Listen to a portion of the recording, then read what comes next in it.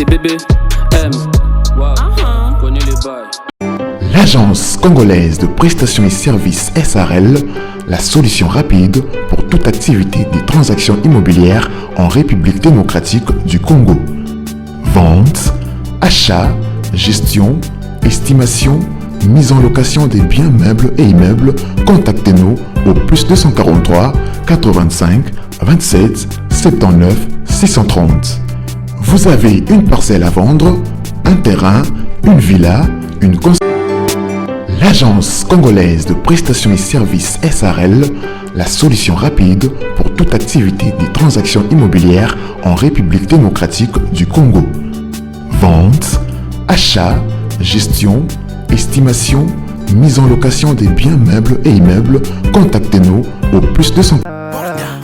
Oji mamacita, Oji mamacita, tu es tant de qui de moi de nous pour toi je t'ai redessus ça. Vas-y mamacita, Oji mamacita. En plan ensemble je t'ai dit j'ai terme à travers le mininga. Oji mamacita, tu es tant de qui de moi de nous pour toi je t'ai redessus ça. Oji mamacita. En plan ensemble je t'ai dit j'ai terme à travers les mininga. Quand je pense à toi je suis pas allé, je suis BG encore.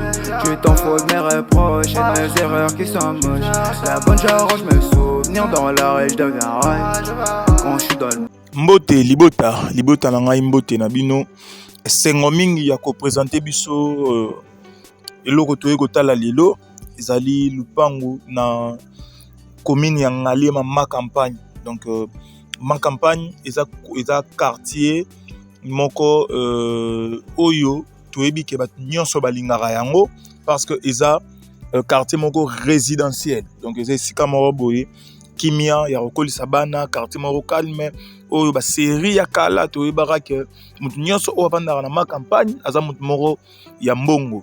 Donc ti lelo makambo wana etikala et puis toyebi kaka ke bato nyonso bazalaka na Ngaliema ma campagne baza bato abozwi. Donc lelo eloko moko ebimi awa na Ngaliema ma campagne tozotala yango awa to na avenue touti lupango tozobima siko tolakisa na avenue ndenge ezali et puis tokozonga sikoyo na lupango et tokobima mbala moko mobimba. Donc voilà wana tozonga siko na kati ya lupango totala na terrain. OK. Awa toza siko na kati ya lupango. Donc terrain toye kotala yango yo terrain eza morcellement. Donc lupango ezalaki vraiment très vaste ti liboso tokolakisa air tokobima ba morcelaki moto azwaki liboso yeyo azotonga déjà maison basse je crois niveau moko maison basse teza R+1 et awa ezotekama donc bomo na ba voisins de bazali baza toujours likolo. Donc awa tona ma campagne na ngambo Saint-Luc. Donc ma campagne Saint-Luc. Donc lupango ebandi kobanda na miro wana OK tina coin kuna donc omoni terrain eza moi matiti moi to tambola ezate. Donc tikuna kobanda na place to banda ki wana tina coin oye tina coin koto yo donc to landa musapi wana oye ti place bandeko batelemi.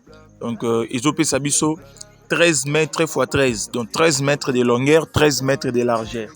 Donc eza terrain moko aza carré 13 mètres de longueur 13 mètres de largeur. Donc aza vraiment très calme et kitoko. Donc awa to na commune ya commune ya Ngaliema ma campagne.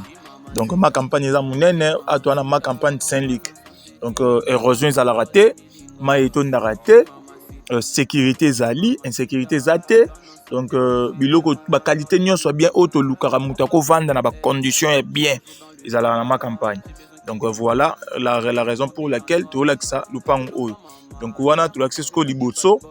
Donc lupango ezaki ya munene mutazwaki liboso yeyo awa azosala R+1 na ye mais azana na niveau wana. Donc awa eza servitude ya yo moko okotia portail na yo na balabala ya munene. Donc entrée nyonso to tambola oyo eza entrée ya lupango oto uti to kotala ya terrain to uti kotala. Donc je crois que Nazaro se faire comprendre très bien. Donc lupango ezaki ya munene bateki na deux personnes mutu moko azwi liboso ye wana zotonga.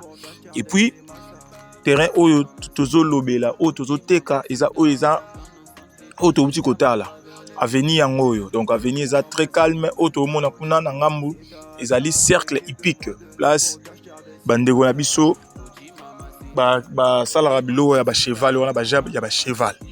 Donc entrée awa portail ekozela awa ozui 3,50 m nyonso ya yomoko, 3,50 m ya yomoko ata jeep munene ata mituka ya ba 20 tonnes oyaka na bazelu et kota très bien na 3,50 m po eza na mutuka moko te et comment déjà 2,5 m jamais. Donc toi on a 1 mètre quelque chose. Donc awa to bima prix ya terrain auto tu kota la isa $100,000. Tolobara toujours prix to bangara yango te, prix to bangara yango te, peut-être eko sonner kan na matoi, mais to ebi que mutu air abimise loko azoteka. Donc air biso to yaka to suit eloko air ba propriétaire ba bengara biso to zora temps ya ko sola na bango ya ko expliquer bango maramnenge to tambola baza batu ba zora pe temps ya ko yoka biso en tant que ba expert en matière immobilière. Donc voilà un peu. Il a besoin d'argent. Donc tu as dit que bino peut besoin pour ça au somma, il est pas dans la posa ekoteka. Donc autoriko ça les a toujours na étape ndenge to salaka au bengi biso oye na bureau to ke ko visiter. Donc to bandi na visite et puis to releka na négociation, vérification de documents, versement ya mbongo soit virement et puis mutation ya document. Donc to za wana pona ko accompagner ba client na biso nyonso. Bonne chance à tout le monde na bat o nyonso ba ozala intéressé. Donc numéro eza wana ba adresse à bureau eza na ebandeli avant to la Lupango. Merci beaucoup. Bye bye.